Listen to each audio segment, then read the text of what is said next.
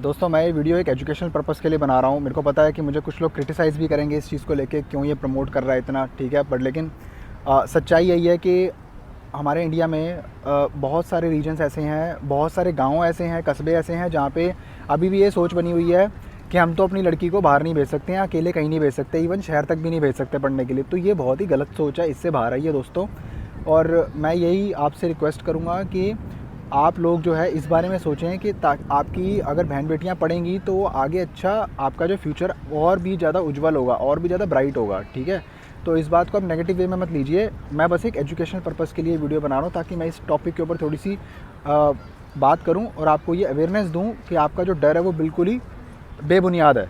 दोस्तों वीडियो शुरू करने से पहले मेरी आप लोगों से एक ही रिक्वेस्ट है, प्लीज़ सब्सक्राइब कर लीजिए चैनल को, लाइक कर दीजिए वीडियो को, शेयर कीजिए इस इन्फॉर्मेशन को मैक्सिमम लोगों से एज़ पॉसिबल। क्योंकि मैंने देखा है दोस्तों बहुत सारे क्रिएटर्स हैं, ठीक है, आई रिस्पेक्ट देम। आप वो रोड ट्रिप या कोई खाने पीने की कोई वीडियो बना रहा है या किसी और चीज़ पे वीडियो बना रहा है ना, कोई भी ऐसे टॉपिक पे कोई ऐसा कोई प्रमोट क्यों नहीं करता जिससे हमारी जो सोसाइटी है उसमें अवेयरनेस आए, ताकि किसी का भला हो सके, है ना। बहुत सारी जो चीज़ें हैं दोस्तों वो मैं कवर अप करूँगा, ठीक है। तो आप प्लीज़ इस वीडियो को शेयर कीजिए ज़्यादा से ज़्यादा और सपोर्ट कीजिए दोस्तों।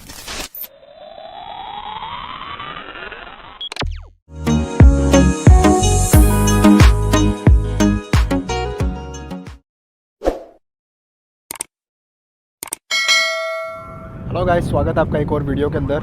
एंड आई होप कि आप सब ठीक हो। और बहुत ही अच्छा मौसम हो रहा है दोस्तों, आप देख सकते हैं मेरे पीछे। तो मैंने एक ना बहुत ही चूज़ी सा टॉपिक चुना है दोस्तों ये। अब उसका मैं आपको रीज़न बताता हूँ क्यों।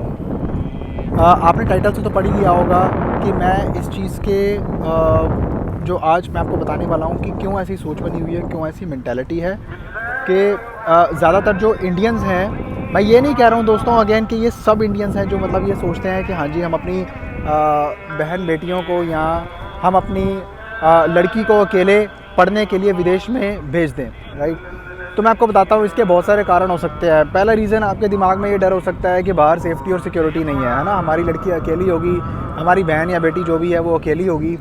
और बहुत कोई भी मतलब मान लीजिए आपके कोई भी दोस्त बनते हैं तो आज की डेट में दोस्त भी जो है कोई ख़ास काम नहीं आते हैं। तो आपको ये बात पता है कि एक विश्वास वाली बात हो जाती है ना। एक थोड़ा सा आपको ये लगता है कि ठीक है, एक डर है। सही है, आपकी बात बिल्कुल ठीक है, अपनी जगह पे बिल्कुल सही बात है, आप सही सोच रहे हैं।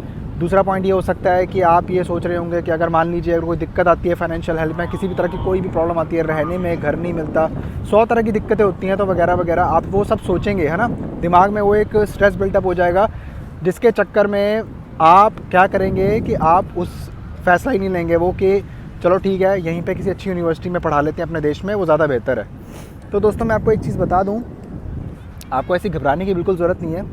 मैंने कुछ क्लिप्स ऐड किए हैं, मैं आपको वो भी दिखाऊंगा कि यहाँ पे किस तरह लड़कियाँ जो है यूनिवर्सिटी में पढ़ती भी हैं, ठीक है। तो आप वो भी देख सकते हैं। और साथ ही साथ मैं आपको ये बताऊंगा कि आप बेवजह ही घबरा रहे हैं, कि आप ऐसा फ़ैसला लेने से बिल्कुल डर रहे हैं।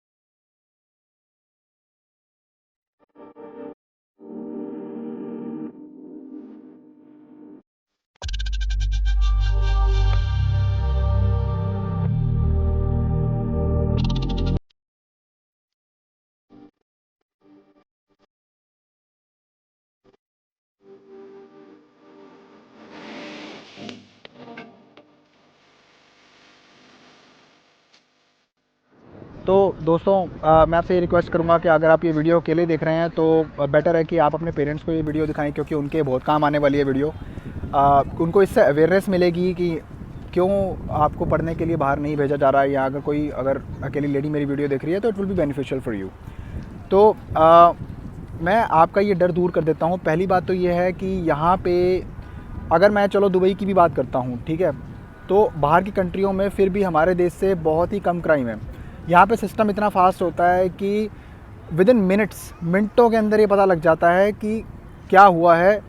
और तभी तो यहाँ पे लोग डरते हैं कि यहाँ पे क्राइम नहीं करते हैं, क्योंकि उनको पता है कि अगर यहाँ पे क्राइम करेंगे, मैं दोस्तों दुबई में तो दुबई की बात करूँगा, क्राइम करने से डरते हैं, इसीलिए डरते हैं क्योंकि उनको पता है कि जगह जगह पे कैमरास लगे हुए हैं, हर जगह पे। इवन मैं यहाँ पे जहाँ पे खड़ा हूँ ना, तो यहाँ पे भी कहीं ना कहीं पेड़ या आसपास कहीं ना कहीं कैमरा लगा होगा, ठीक है। वो नोटिसेबल नहीं होगा, लेकिन अगर कोई हरकत होगी, कोई अलर्ट होता है, कोई चीज़ होती है तो पता लग जाता है फटाफट से। इसलिए यहाँ पे आपने देखा होगा गूगल पे भी कि यूएई में जो क्राइम रेट है वो बिल्कुल ना के बराबर है, ठीक है। तो अगर यहाँ पे मर्डर होना तो दूर की बात है, यहाँ पे दोस्तों देखिए कि यहाँ पे यूजुअली ज़्यादातर क्या होता है कि कार एक्सीडेंट या फिर बिल्डिंग जल जाना, ठीक है, ये बहुत कॉमन है क्योंकि गर्मी की वजह से। दूसरी चीज़ मैं आपको ये बताता हूँ कि जो आप क्राइम की बात कर रहे हैं ना, जैसे अब इंडिया में है या फिर कोई आप किसी और कंट्री से आ रहे हैं, पाकिस्तान, नेपाल या फिर बांग्लादेश से, तो क्या होता है कि वहाँ पर आप देखते हैं कि बहुत ज़्यादा क्राइम है in terms of kidnapping, extortion, rape, ये सब, मर्डर वगैरह है ना, ये जो चीज़ें हैं यहाँ पर। इससे आप निश्चिंत हो जाइए, यहाँ पे ऐसा कुछ भी नहीं है। लड़कियों के लिए बिल्कुल सेफ़ जगह है ये। आप यहाँ पे अपनी बहन बेटियों को अकेले पढ़ने के लिए भेज सकते हैं, बिल्कुल भी कोई प्रॉब्लम नहीं है इस चीज़ में। तो दोस्तों इस वीडियो के दूसरे पार्ट में मैं आपको ये बताऊंगा कि अब आप अपनी बेटी को बाहर पढ़ने के लिए कैसे और कहाँ भेज सकते हैं। तो मैं आपको ये बताना चाहता हूँ कि अगर आपको अपनी बेटी को पढ़ने के लिए भेजना है तो सबसे बेस्ट जगह आप दुबई भेज सकते हैं पढ़ने के लिए अपनी बेटी को बाहर, क्योंकि उसकी पूरी जो वजह है मैं आपको बताऊँगा, एडमिशन का प्रोसेस बताऊँगा, यूनिवर्सिटी बताऊँगा, अप्लाई कैसे करना है, कितना खर्चा आएगा वगैरह वगैरह सब कुछ बताऊँगा आपको दोस्तों। तो सबसे पहले पॉइंट से शुरू करते हैं कि दुबई पढ़ने के लिए लड़की को भेजना क्यों चाहिए, अपनी बहन या बेटी को पढ़ने के लिए दुबई क्यों भेजना चाहिए। देखिए दोस्तों, लड़कियों को पढ़ने के लिए दुबई क्यों भेजना चाहिए, क्योंकि दुबई में पहली बात तो मैंने आपको डिस्कस किया है कि ज़ीरो क्राइम रेट है, बहुत ही कम, मिनिमम क्राइम रेट है, बिल्कुल ही मतलब वो ज़ीरो ही है एक तरह से, ठीक है। तो आपका जो सेफ़्टी का कंसर्न है वो दूर हो गया है यहाँ पे, ठीक है। आपके सेफ़्टी और सिक्योरिटी जो दिमाग में वो आपकी दूर हो गई, ठीक है। यहाँ पे कोई ऐसा कोई रॉबरी या मर्डर का ऐसा कोई इतना आप जो सोच रहे हैं वो कुछ भी नहीं है यहाँ पे, और वो हो भी नहीं सकता, ठीक है। तो दूसरी चीज़ के लिए बात करते हैं हम दोस्तों कि यहाँ पर जो है ना, क्या होता है कि अब लड़की जब यहाँ पर पढ़ने के लिए आएगी तो उसको प्रॉपर एकोमोडेशन, हर चीज़ उसको प्रोवाइड की जाती है यूनिवर्सिटी की तरफ से, ठीक है। तो वो मैं आपको बताऊँगा कि यूनिवर्सिटी की लिस्ट क्या है, वो मैं आपको बताऊँगा, ठीक है। और तीसरी चीज़ यहाँ पे क्या है कि यहाँ पे बहुत ही डाइवर्सिफिकेशन है। इसका मतलब यह है कि ज़्यादातर जो है इंडियंस, एशियंस ही आते हैं पढ़ने के लिए दुबई में। तो जिसका मतलब ये हुआ कि यहाँ पे जो है आपकी बेटी को या आपकी बहन को कोई दिक्कत नहीं होने वाली है, ठीक है। हिंदी में आराम से बात कर सकते हैं, सब हिंदी बोलते हैं यहाँ पे, कोई प्रॉब्लम नहीं है। दोस्तों यूएई एक बहुत ही ओपन देश है। कहने का मतलब ये है कि यहाँ पे बहुत अलग अलग तरह की नेशनैलिटीज़ जो यहाँ पे रहती हैं, बहुत ही ओपन माइंडेड कंट्री है, बहुत ही ओपन माइंडेड यहाँ पे लोग हैं, ठीक है। यहाँ पे आप जो चाहे कर सकते हैं, यहाँ पे किसी चीज़ की मनाही ही नहीं है। इनके लॉज को रिस्पेक्ट कीजिए, बाकी सब कुछ सही रहता है, कोई दिक्कत नहीं आती है। तो बात करते हैं कि यहाँ पर जो है अब मान लीजिए कोई मान लीजिए स्कूल का ट्रिप है या कुछ भी है, ठीक है, तो प्रॉपर जो फैसिलिटीज़ हैं जो यूनिवर्सिटी के अंदर वो प्रोवाइड की जाती हैं, लेके भी जाया जाता है। दुबई जाना जाता है एंटरटेनमेंट इंडस्ट्री के अंदर, ठीक है। तो उसको कुछ कई दफ़ा ऐसा भी दिखाया जाता है दोस्तों कि गलत है। हमारी सोसाइटी में ये भी चीज़ बहुत गलत बनी हुई है कि अरे दुबई जो जाते हैं वहाँ पे तो ऐसे ही सब गलत होता है, ठीक है। तो ये सब सही नहीं है दोस्तों। मेरे को दुबई में रहते हुए तकरीबन आप हिसाब लगा लीजिए 3 साल हो गए हैं, ठीक है, जिसमें मैंने बहुत कुछ एक्सपीरियंस किए हैं यहाँ पे, ठीक है। तो जो मैंने देखा है दोस्तों कि यहाँ पे ऐसा कुछ भी नहीं है। मस्त यहाँ पे आप कमाइए, ठीक है, यहाँ पे खाइए, एंटरटेनमेंट आपका फुल है, यहाँ पे कहीं पे भी जा सकते हैं, रात को भी दुकानें खुली रहती हैं, कोई प्रॉब्लम नहीं है, चकाचौंध हमेशा रहती है, यहाँ पे लाइटिंग रहती है। और पहली बात यह है कि जहाँ पे लाइटिंग रहती है ना, वहाँ पे ये सब चीज़ें होने का डर वैसे भी कम हो जाता है, बहुत ही मिनिमम हो जाता है, क्योंकि लाइट में कोई भी गलत काम नहीं होता है, आपको पता है ये बात, ठीक है। दोस्तों इसी के साथ मैं अपना तीसरा पॉइंट ये डिस्कस करना चाहूँगा कि यहाँ पे जो है ना ट्रांसपोर्टेशन सिस्टम बहुत अच्छा है।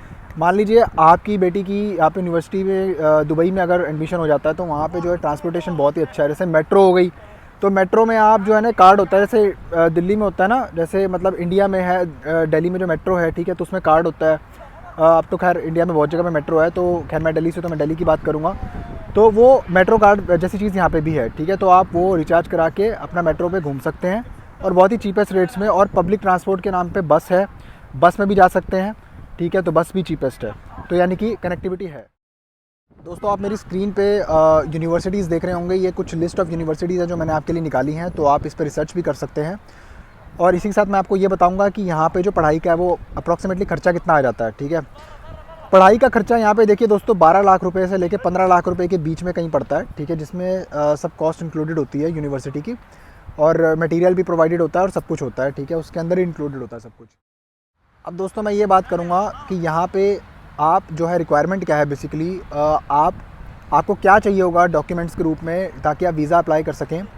तो मैं इसमें ये भी बताऊंगा कि वीज़ा की जो कॉस्ट है, जो वीज़ा की कॉस्ट आएगी आपकी स्टूडेंट वीज़ा की, वो आएगी $820।